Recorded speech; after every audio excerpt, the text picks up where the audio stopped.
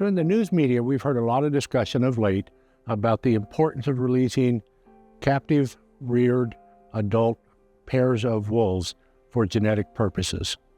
And I think that there's another side of the story that we need to talk about a little bit. We're going to talk a little bit about the geography of releases. And so when you take a pair of wolves with pups, release them into an area, in essence, what you have is one genetic package from the pups, because they inherit the same gene from both mother and father. And so in essence, not identical, but very closely so. You put them into an area where they stay with the parents for some period of time, so often up to 2 years. And so really you're not spreading those genetic materials, you're not having the opportunity to spread into other areas that you do with fostering. Give you an example. So today we're fostering 4 different pups into 2 dens. They're spatially apart. So what we've done is we've taken that identical package and put it in with one parent group and another package into a different group. So the net benefit from a genetic standpoint of pups over the adult releases is we can spread them to a much broader area with a minimal impact to the existing population of wolves. We know that the female is readily accepting the fosters that are coming out of captivity. We do it when they're small pups, or about 14 days old or less. And so mom says, okay, I guess I'll just go ahead and raise a couple more. The other advantage that we have is that since 2016, we've been able to introduce 99 pups into 40 different dens. So again, thinking about that genetic package, we've been able to amplify between Arizona and New Mexico the 99 pups that we've gotten out of captivity. That's a really big deal, because now we go back and we have to recognize that all of the Mexican wolf program comes from 7 founders. There is no silver bullet that's going to create this nirvana of genetics. So you chisel away at it a piece at a time. And again, with an adult release, you have one genetic package. With fostering, you have several opportunities. So often in endangered species recovery, just like the Mexican wolves, the populations are already so low that genetics is a real challenge. Everybody's probably heard of the Florida panther example.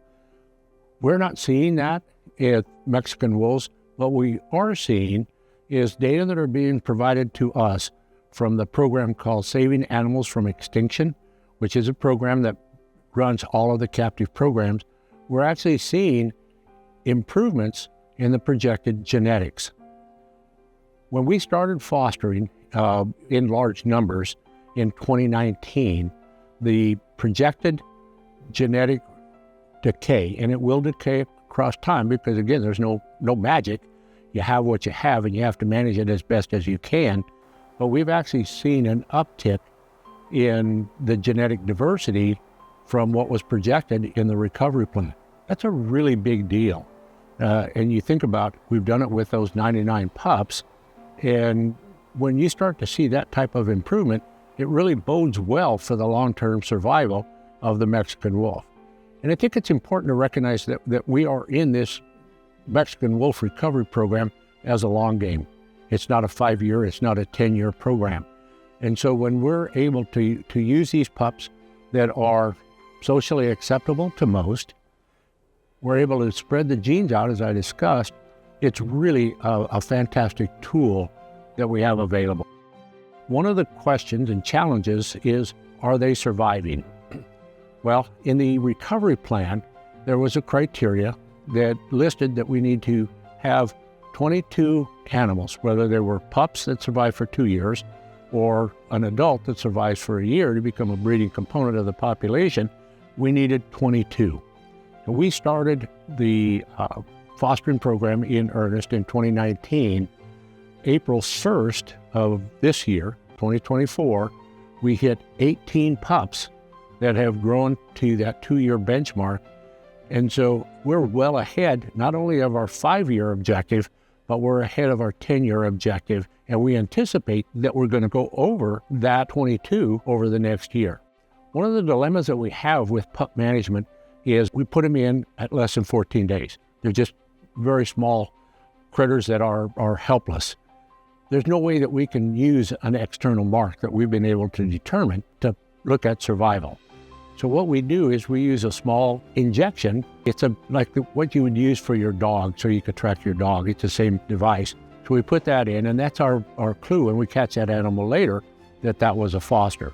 As the pups start to emerge from their den, which will be early June-ish, then we'll start looking for pups, trying to capture them in earnest in October, and that's how we track who's there. One of the biggest measures that we have, though, comes from the cohort of pups in 2020, where we've been able to document over 50% survival. Does that mean across the board that we have 50% survival? It doesn't. But if you look at the number of 18, which I mentioned, we're there.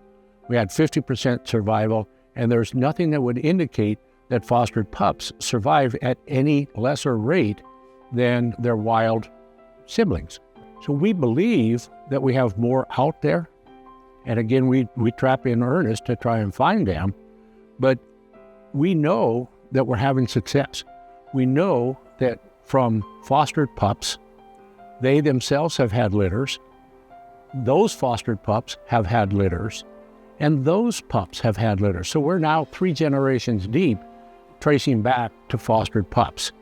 To me, the evidence, the genetic improvement, the social tolerance for releases of pups, the effectiveness from a geographic standpoint, and truly the long-term interest in wolf genetics is best served by this idea called fostering.